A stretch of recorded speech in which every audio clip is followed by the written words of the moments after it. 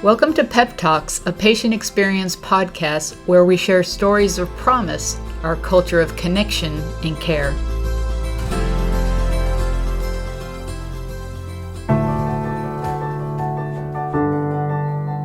I'm Hugh Hedley, and I was first diagnosed with stage 4 Hodgkin's lymphoma in 2018 here at Moffitt. And what brought me here was just how tough my case was and being able to diagnose.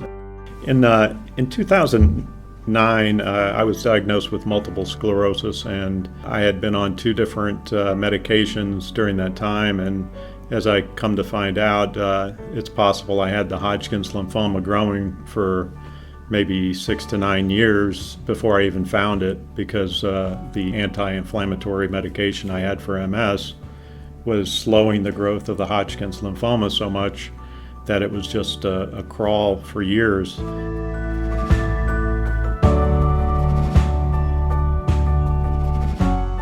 It came up just by chance on a routine annual brain scan with my neurologist that they found my 3rd cervical to show up black on an MRI.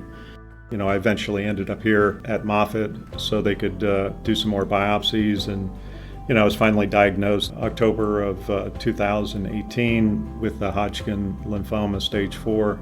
It was actually a relief to find that out, because it had taken so many months to actually get me diagnosed, that it was more of a thank God moment that I actually knew what I had, and then I could start my chemotherapy. Up until that point, I had been just drifting for months, wondering what I had. I just thank God that they caught it that year. Otherwise, maybe it would have been the next year, or I would have symptoms and it would be, maybe too far gone at that point. So it was just, I don't say luck, it was just a miracle.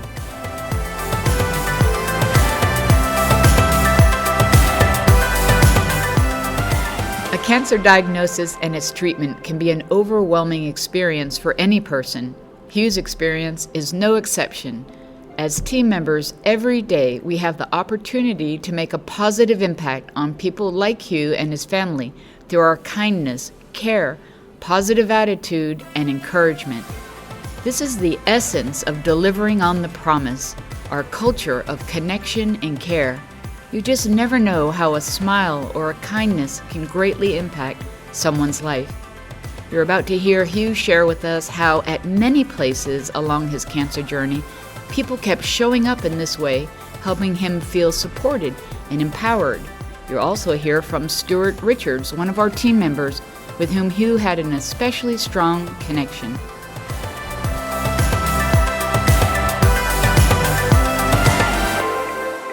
When I first came to Moffitt, it was on August 21st, 2018. And I can tell you I was more like a deer in the headlights, just not knowing where to go and feeling more than just a bit overwhelmed.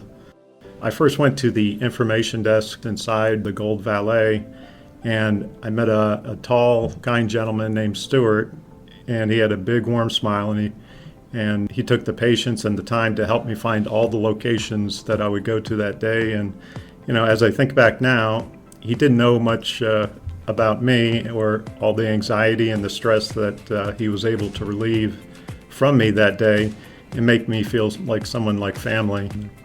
All along on my journey, and especially during the outpatient bone marrow transplant process, where I would see Stuart nearly every day, he always gave me a big smile, and he was one of my biggest cheerleaders and encouraging me each day.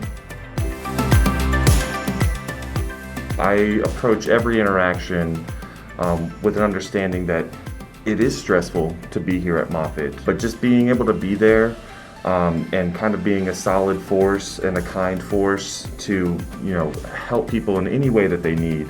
Even if I can't be the person that ultimately helps them, being helpful to that person. He had no idea that he has been like an anchor in my life to keep me calm even in the stormiest of weather.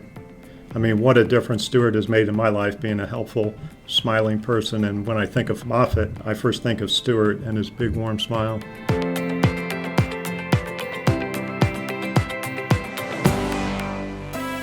My doctor was Dr. Kamani, And right from the start, he had a very positive attitude, and he was always encouraging and optimistic and reassuring me that within my own strength, I was going to be a success in receiving the bone marrow transplant. And, I could feel the doctor-patient relationship as a caring collaboration between him and I. And, just his uplifting and positive attitude is just so contagious that you cannot hope for anything other than the same positive attitude and approach in winning this battle against cancer, both in the mind and the body.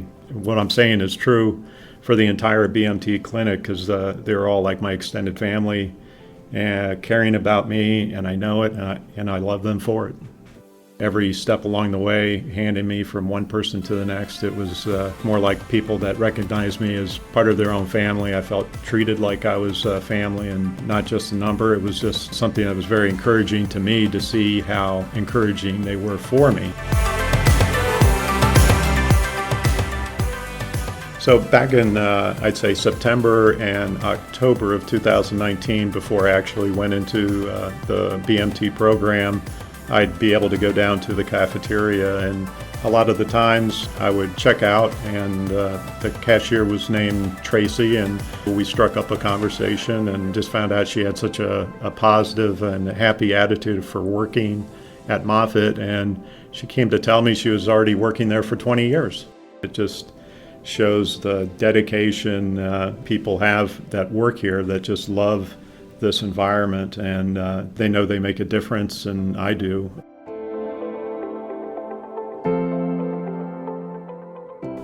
I live in Naples, and once I got approved for my bone marrow transplant on October 25th, 2018, I knew at that point it was going to be like a whirlwind of things to do. And one of the most important and nerve-wracking things was securing housing during that transplant process, since I would be an outpatient and I would only have 20 days to figure it out before it started. So I was put in touch with Trish Scott. She's the housing coordinator for Moffitt.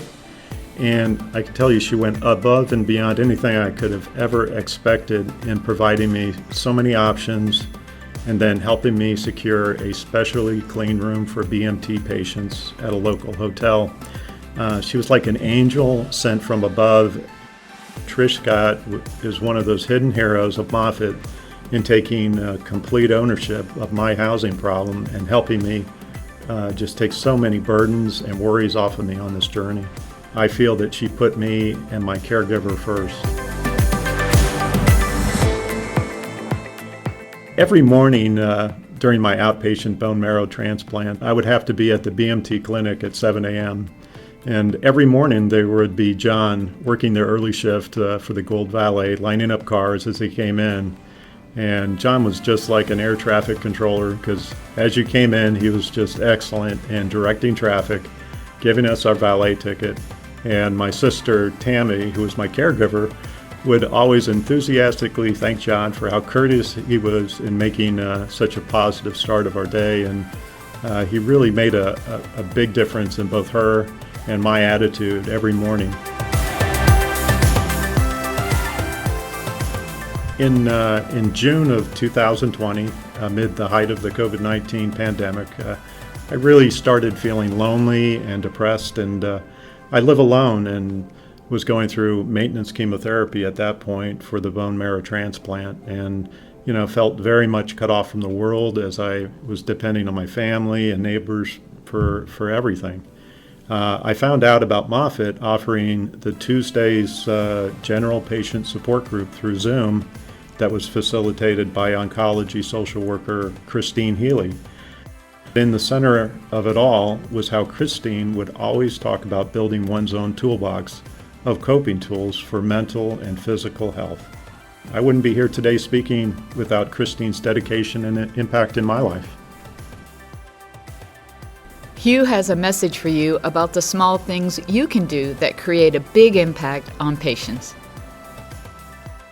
The specific ways to make a difference in the patients' lives is just to recognize them as, individuals that are needing some hope, some love, some guidance, and, That may be just from a smile or just answering a simple question, but you just never know how endearing that can be to the person you're talking to, that that may change their life direction, just that simple smile. I found that in Stuart, that one first positive experience just became the stronghold of my entire life.